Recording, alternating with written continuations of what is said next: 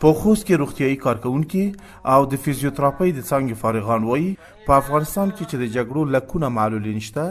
تر ډیره د درملو پر ځای فزیکي تداوی ته اړتیا لري، خو هغوی تر اوسه د فزیوتراپۍ په واسطه له فزیکي درملنې سره پوره بلد نه دي. دوی یا د څرګندونې د ناروې کمیټې په مالي ملاتړ په خوست کې د فزیوتراپۍ د 3 کلنو مسلکي زده کړو څخه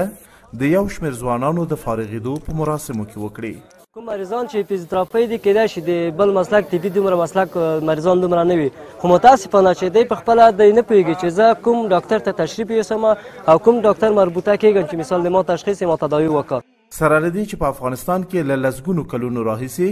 فزیوتراپي د درملنې یوه برخه ده، خو عامه شوې نه ده او ډېر لږ ډاکټران ناروغانو ته د درملنې لپاره توصیه کوي. افغانستان کې په میلیونها معلولین موجود دي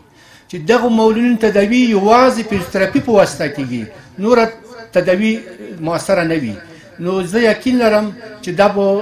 د خلکو دپاره خدمتګار وګرځي. د افغانستان لپاره د ناروې کمیټه چې